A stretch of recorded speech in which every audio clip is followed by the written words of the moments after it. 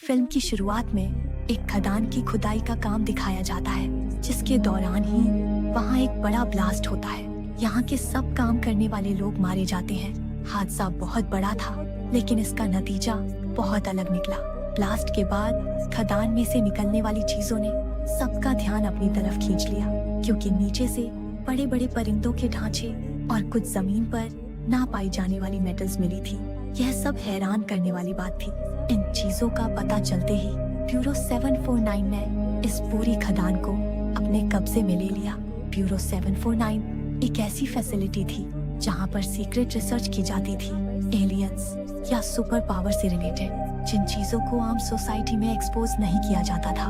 Scene cut होता है। अब हमें उन जख्मी लोगों को दिखाया जाता है जो खदान की खुदाई के दौरान ब्लास्ट का शिकार हुए थे।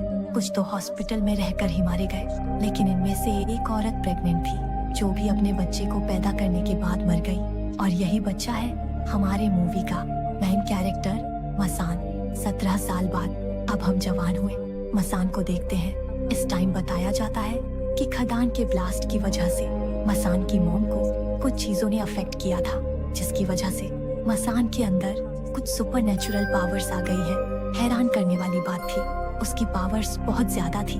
उसकी जब भी पावर्स एक्टिवेट होती थी, ये तो उसकी कमर में बड़े बड़े परिंदों जैसे पर निकल आते थे।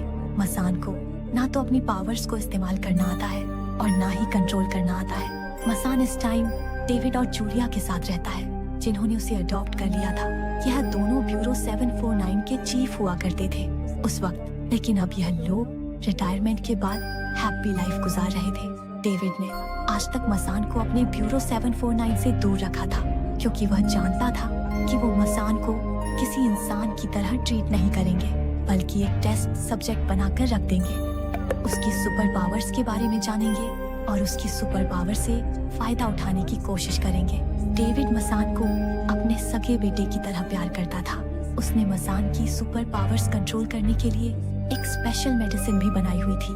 अब डेविड ब्यूरो में होने वाली नई रिसर्चर्स की खबर लेना शुरू करता है, और यह देखकर वो शॉक रह जाता है कि ब्यूरो वाले इस वक्त एक बहुत ही खतरनाक मिशन पर हैं। दरअसल समुंदर में एक बहुत बड़ा मॉन्स्टर देखा गया है, जो बहुत ही ज्यादा ताकतवर है और हर रोज उसका साइज 3 गुना बढ़ रहा है। उस मॉन्स्टर की रिसर्च के लिए ये लोग मॉन्स्टर के पास का पानी लेकर उस पर रिसर्च करते हैं, तो इन्हें वहाँ पर भी वैसे ही छोटे छोटे मॉन्स्टर नजर आते हैं। यह एक छोटा मॉन्स्टर भी इतना ज्यादा खतरनाक था कि अपने से कई गुना बड़े जानवर को प्रोसेस करके अपने कंट्रोल में करके उसे खा जाता था।